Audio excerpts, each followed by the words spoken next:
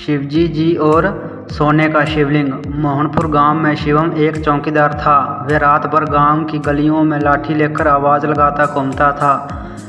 इसके चलते गांव वाले चैन की नींद सोते थे। वह रात को अपना खाना लेकर निकलता और शिवजी के मंदिर जाता था।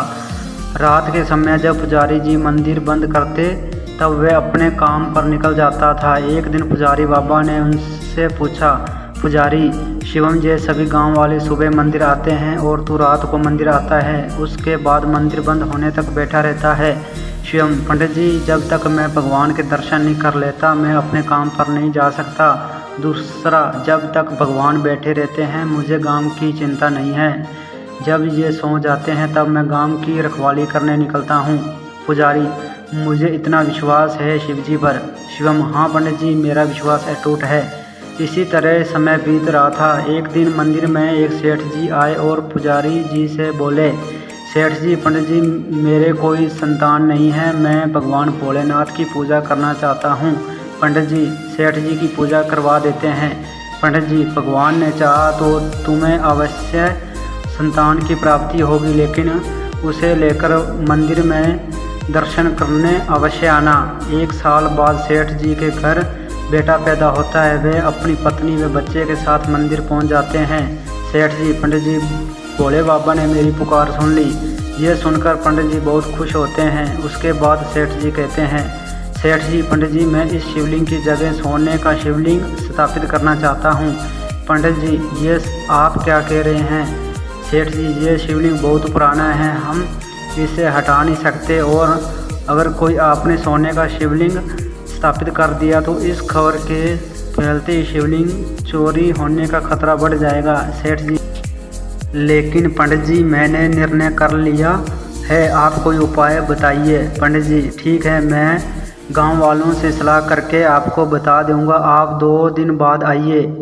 रात को पंडित जी शिवम से बात करते हैं। शिवम, पंडित जी, आप चिंता न करें, भोलेनाथ पूरे संसार की रक्षा करते हैं, क्या अपने शिवलिंग की रक्षा नहीं कर पाएंगे? आप एक काम कीजिए, सेठ जी से कहिए इस शिवलिंग को ही सोने से मढ़वा दें, इससे ये शिवलिंग सोने का दिखने लगेगा और इसे हटाना भी नहीं पड़ेगा।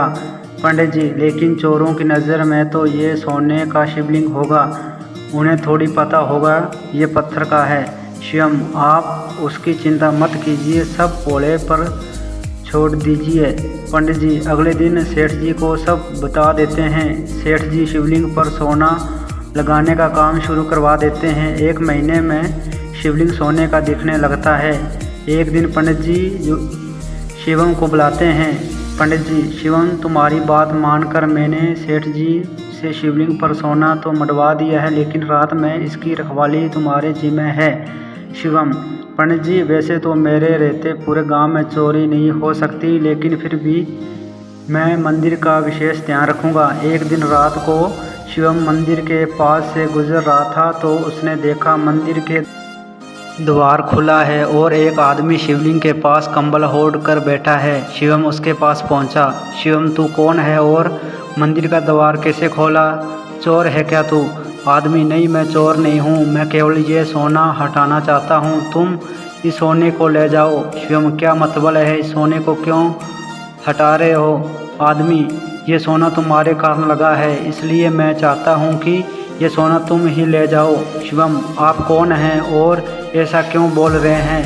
तभी वे आदमी भगवान शिव के रूप में प्रकट हो जाते हैं।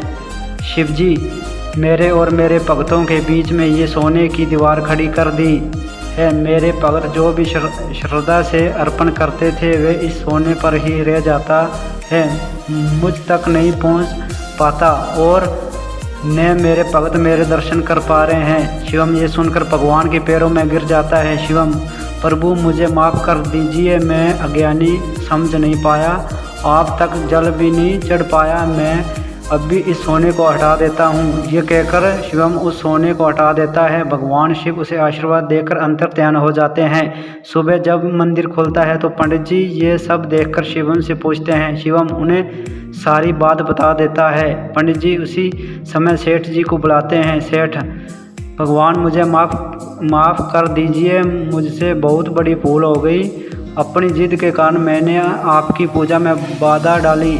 उस दिन से मंदिर में पहले की तरह पूजा होने लगी। सेठ जी ने वह सोना गरीबों में दान कर दिया।